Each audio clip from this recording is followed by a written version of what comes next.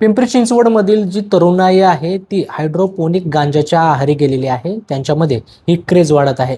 या संदर्भात बोलण्यासाठी नार्कोटिक्स विभागाचे वरिष्ठ पोलीस निरीक्षक महेश पाटील सर आहेत. सर, काय सांगाल? खरं तर तरुणांमध्ये या गांजाविषयी एक आकर्षण वाढत आहे. हा जो मूळ गांजा आहे आणि हा जो हायड्रोपोनिक गांजा आहे, यात काय फरक आहे नेमका? गांजा हा नैसर्गिक शेतीतून तयार होणारा जागा जमीन शेतीत जे नैसर्गिक पद्धतीने झाड वाढतं त्या पद्धतीने जो तयार होतो तो अ, गांजा आपण संबोधला जातो. परंतु हायड्रोपोनिक गांजा हा नैसर्गिक शेतीमध्ये तयार न होता तो साधारणतः पाण्याचा घटक वापरून म्हणजे कुंडीत पाण्याचे ती जी मुळं आहेत त्याला पाण्यात ठेवून पाण्यात वेगवेगळ्या रसायनांचा अन्नवंशांचा घटक मुळांना पोचला जातो आणि त्यावरती जी वाढ होते त्यातून मिळणाऱ्याला हायड्रोपोनिक गांजा असं संबोधलं जातं आहे. यांचा मूळ फरक जर पाहिला तर गांजामध्ये असलेला TCH जो मनावर परिणाम करणारा हे आहे तो 3 ते 5% असतो. तर हायड्रोपोनिक गांजामध्ये तो साधारणतः 15 ते 30% आहे. म्हणजे एकंदरीत पाहता दोघांमधला फरक 10 पटीचा असू शकतो. म्हणजे नशासाठी प्रॉपरली हा गांजा वापरला जातो, यामुळं नशा जास्त होते. बरोबर आहे. कारण त्याची पोटेन्सी हायड्रोपोनिक गांजाची मूळ गांजापेक्षा जास्त असल्यामुळे कमी प्रमाणात वापरले तरी जास्त नशा होते असा प्रकार थोडासा दिसून येतो. परंतु यावरती आपण कारवाई कशा पद्धतीने करणार आहात किंवा तरुणांना तुम्ही काय आवाहन करणार आहात?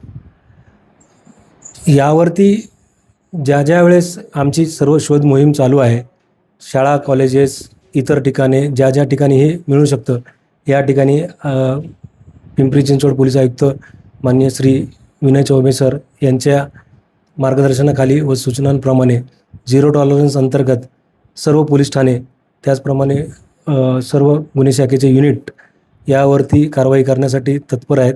ज्या आतापर्यंत ज्या ठिकाणी हे भेटलेले आहेत त्या ठिकाणी कठोर कारवाई केलेली आहे. यामध्ये साधारणतः 10 ते 14 वर्षापर्यंतचे शिक्षेचे प्रमाण आहेत.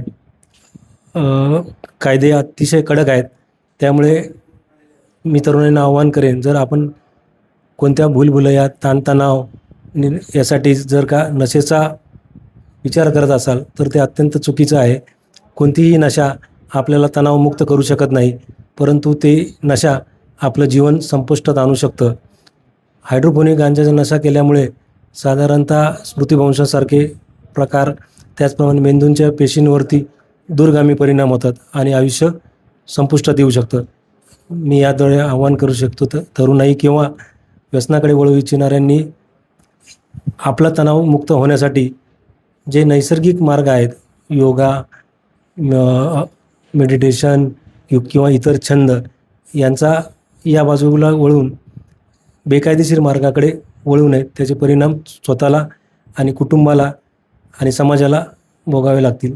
यावर्षी किती कारवाई झालेल्या आहेत आणि पुढं पण कारवाई होतील का? यावर्षी कारवाई झालेल्या आहेत आणि यावर्षी कारवाईमध्ये आपण जास्तीत जास्त कडक कारवाई करण्याचं मोहीम घेतलेली आहे.